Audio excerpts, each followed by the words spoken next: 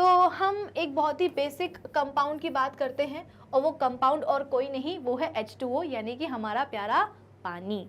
ठीक है, अगर हम बात करेंगे पानी की तो पानी क्या है, एक प्योर सब्सटेंस है। क्यों एक प्योर सब्सटेंस है? क्योंकि इसके पास सिर्फ और सिर्फ एक ही टाइप के पार्टिकल्स होंगे। हमेशा अपने दिमाग में प्योर सब्सटेंसेस की डेफिनेशन एकदम चिपका के रखना कि प्योर सब्सटेंसेस क्या होते हैं, जिनके पास सिर्फ और सिर्फ एक ही टाइप के पार्टिकल्स होंगे। एलिमेंट्स के पास एक ही टाइप के एटम्स होते हैं। कंपाउंड्स के पास भी क्या होंगे, एक ही टाइप के पार्टिकल्स होंगे, लेकिन वो पार्टिकल्स कौन होंगे, मॉलिक्यूल्स होंगे। तो अगर मैंने आपसे बोला कि हमारा जो पानी है ये क्या है, एक प्योर सब्सटेंस है, और पानी क्या है, हमारा एक कंपाउंड है, तो डेफिनेटली हमारे इस पानी कंपाउंड के पास क्या होने वाला है, सिर्फ और सिर्फ एक ही टाइप के पार्टिकल्स यानी कि सिर्फ और सिर्फ एक ही टाइप के मॉलिक्यूल्स होने वाले हैं। और वो मॉलिक्यूल्स कौन से हैं, तो वो मॉलिक्यूल्स है H2O के मॉलिक्यूल्स। ठीक है, तो हमारे पानी के पास सिर्फ और सिर्फ एक ही टाइप के मॉलिक्यूल्स प्रेजेंट होते हैं, H2O molecules, H2O molecules, H2O molecules.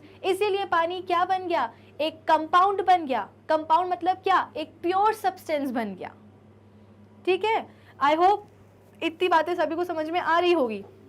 अकेले पानी की बात नहीं करेंगे, दूसरा कंपाउंड भी ले लेते हैं। हमने क्या लिया है, सोडियम क्लोराइड। सोडियम क्लोराइड मतलब क्या, हमारा नमक। ठीक है, तो ये जो नमक है, ये नमक भी क्या है, एक कंपाउंड है। और ये जो नमक है ना, ये सिर्फ और सिर्फ एक ही टाइप के पार्टिकल्स यानी कि सिर्फ और सिर्फ एक ही टाइप के मॉलिक्यूल्स से मिलकर बना है। और वो मॉलिक्यूल्स कौन से हैं भैया, यही हैं सोडियम क्लोराइड मॉलिक्यूल्स। ठीक है, ये सब क्या है, ये सब है हमारे सोडियम क्लोराइड मॉलिक्यूल्स।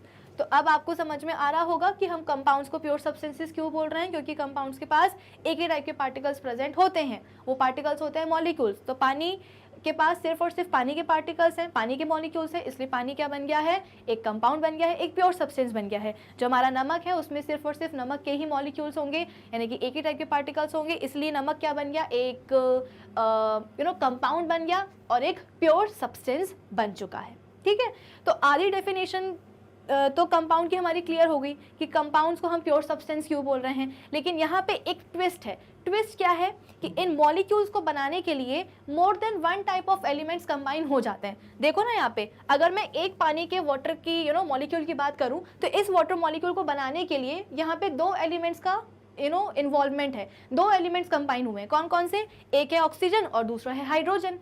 जब हम बात कर रहे थे एलिमेंट्स की, तो अगर हम बात करते हैं ऑक्सीजन की, तो ऑक्सीजन के पास सिर्फ और सिर्फ ऑक्सीजन के ही एटम्स होंगे, कोई दूसरा एटम नहीं होगा।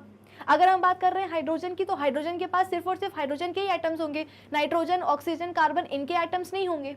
इसलिए एलिमेंट्स को हम, हाइड्रोजन को, ऑक्सीजन को हम प्योर सब्सटेंसेस बोल रहे थे, वो एलिमेंट्स थे। लेकिन यहाँ पे देखो, यहाँ पे कंपाउंड में आपको दो अलग अलग एलिमेंट दिखाई दे रहे हैं। एक आपको हाइड्रोजन भी दिखाई दे रहा है, एक आपको ऑक्सीजन भी दिखाई दे रहा है। नमक में भी आपको एक आपको सोडियम दिखाई दे रहा है और एक आपको क्लोरीन दिखाई दे रहा है। लेकिन फिर भी इनको हम क्या बोल रहे हैं, प्योर सब्सटेंसेस बोल रहे हैं। क्यों? क्योंकि माना हमने कि इन कंपाउंड्स को बनाने के लिए, अगर मैं बात करूं पानी की, तो पानी को बनाने के लिए दो एलिमेंट्स आए हैं, हाइड्रोजन और ऑक्सीजन। नमक को बनाने के लिए सोडियम और क्लोरीन यानी कि दो एलिमेंट्स आए हैं। लेकिन इन दोनों ही कंपाउंड्स में इनके रिस्पेक्टिव एक ही एक टाइप के मॉलिक्यूल्स होंगे, है ना, एक ही एक टाइप के मॉलिक्यूल्स होंगे। कौन से? H2O मॉलिक्यूल्स और इधर पे सोडियम क्लोराइड मॉलिक्यूल्स। तो जैसे कि मैंने आपको बताया था कि पार्टिकल्स जो होते हैं वो दो टाइप के हो सकते हैं, एक होते हैं एटम्स और एक होते हैं मॉलिक्यूल्स। एटम्स वाली कहानी हम ऑलरेडी पढ़ चुके हैं, रिवाइज भी कर लिया हमने अच्छी तरीके से। लेकिन जब हम बात करेंगे किसकी, कंपाउंड्स की, तो कंपाउंड्स में ना हमको एटम्स नहीं देखने हैं कि आप कंपाउंड्स में भी बोल दो कि कंपाउंड्स के पास भी केवल एक ही टाइप के एटम्स होते हैं। नहीं, एटम्स के टाइप अलग अलग भी हो सकते हैं। देखो ना, यहाँ पे हाइड्रोजन भी एक एलिमेंट है और ऑक्सीजन भी एक एलिमेंट है। तो पानी के एक मॉलिक्यूल को बनाने के लिए हाइड्रोजन के दो एटम्स आए हैं और ऑक्सीजन के का एक ही एटम आया है। तो यहाँ पे नंबर ऑफ एटम्स, या नंबर ऑफ एटम्स नहीं, यहाँ पे टाइप ऑफ एटम्स जो है ना अलग अलग हो सकते हैं। यहाँ पे हाइड्रोजन भी है, ऑक्सीजन भी है। और अगर मैं बात करूँ किसकी, चलो ग्लूकोज की हम बात करते हैं। ठीक है, ग्लूकोज क्या होता है, C6H12O6। ठीक है, तो ग्लूकोज क्या है, ग्लूकोज में भी देखो ये बेसिकली ग्लूकोज का एक मॉलिक्यूल है। तो ग्लूकोज के एक मॉलिक्यूल को बनाने के लिए तीन अलग अलग टाइप के एलिमेंट्स आए हैं, उन एलिमेंट्स के एटम्स आए हैं। कार्बन के 6 एटम्स, हाइड्रोजन के 12 और ऑक्सीजन के 6 एटम्स। लेकिन फिर भी क्या है, ऑक्सीजन नहीं, हमारा ग्लूकोज जो है वो क्या है, एक प्योर सब्सटेंस है। क्यों प्योर सब्सटेंस है? क्योंकि इस ग्लूकोज में केवल एक ही एक टाइप के मॉलिक्यूल्स होंगे। कौन से मॉलिक्यूल्स? यही वाले मॉलिक्यूल्स। तो कितना भी आप ग्लूकोज क्यों ना ले लो, आपको through out the quantity of that glucose आपको सिर्फ और सिर्फ यही मॉलिक्यूल्स मिलने वाले हैं। जितनी भी क्वांटिटी आप लेना चाहते हो ग्लूकोज की उतनी ले लो, आपको सिर्फ और सिर्फ यही मॉलिक्यूल्स आपको दिखाई देंगे।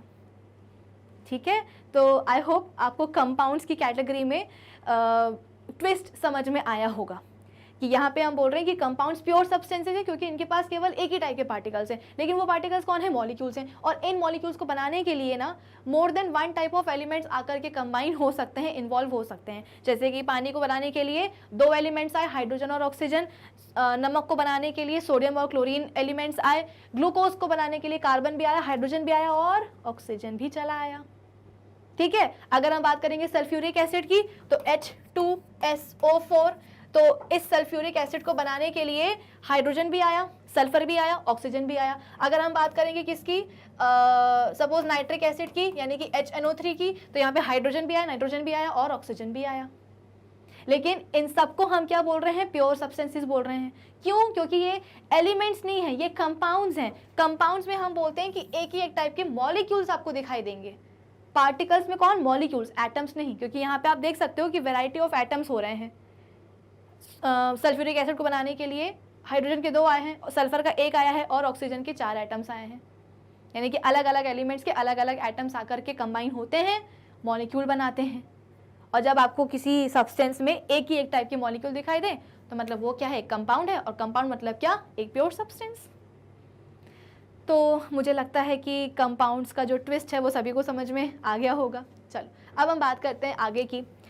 कंपाउंड की अगर मैं डेफिनेशन आपको पढ़ के सुनाऊं तो कंपाउंड क्या होता है? Is defined as a pure substance made up of 2 और more elements chemically combined together. देखो आधे डेफिनेशन तो हम समझ चुके हैं कि मेड अप ऑफ 2 और मोर एलिमेंट्स, है ना, 2 या 2 से ज़्यादा एलिमेंट्स का एलिमेंट्स मिलके क्या बनाते हैं? एक कंपाउंड को बनाते हैं, जो कि क्या है? एक प्योर सब्सटेंस है। लेकिन ये जब एलिमेंट्स आते हैं ना तो ये केमिकली कंबाइन होते हैं। ठीक है, ये कैसे कंबाइन होते हैं? केमिकली कंबाइन होते हैं और मासेस के एक डेफिनेट प्रपोर्शन में कंबाइन होते हैं।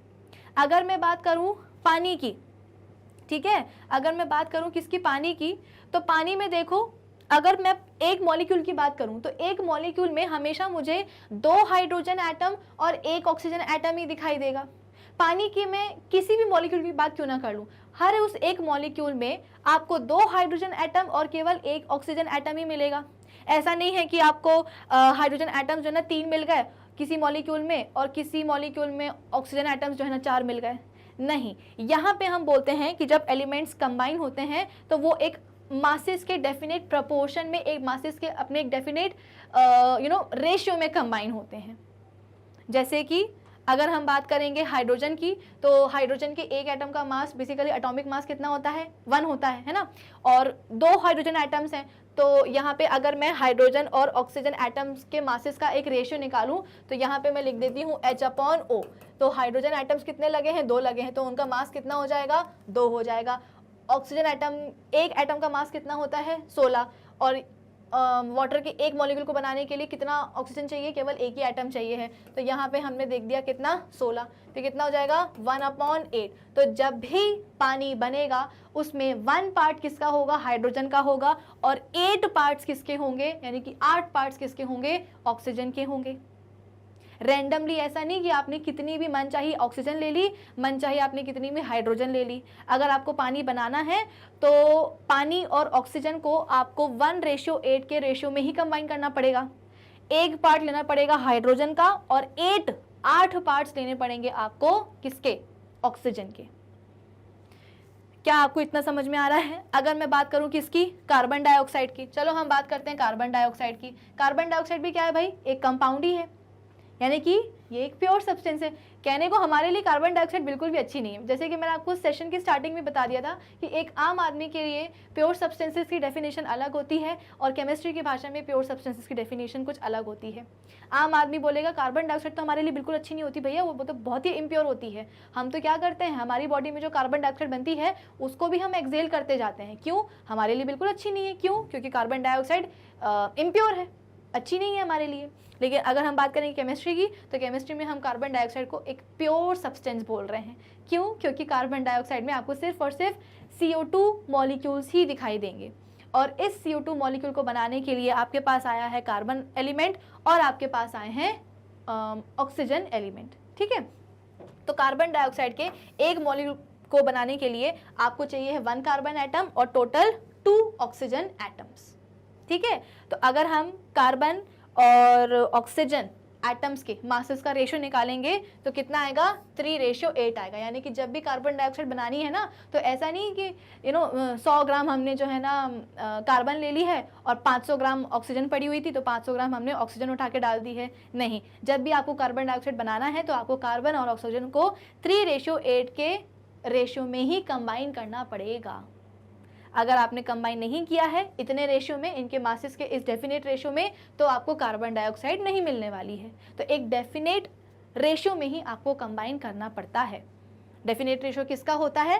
तो मास का होता है। ठीक है, तो ये वाला पॉइंट भी मैंने आपको क्लियर कर दिया। फिर इसके बाद में ये आता है केमिकली कंबाइंड।